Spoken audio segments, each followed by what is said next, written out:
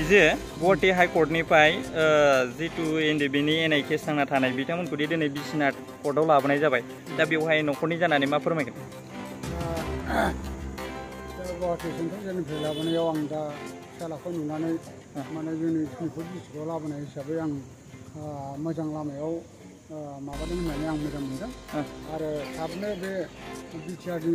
जोंहा प्रमद बर'आ दा माबा जानाया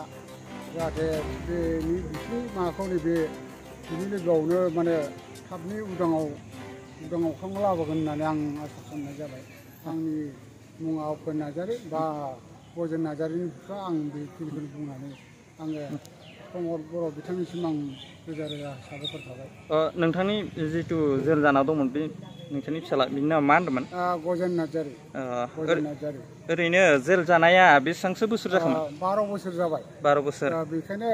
मानसियासो बोरायलांबाय थाबाय उदां अख्राङाव खालामगोन होननानै आं बिथां प्रमद बर'खौ आङो रोजा रोजा साबायखर उदां होनो थाखाय आं खावलायनाय जाबाय दिनै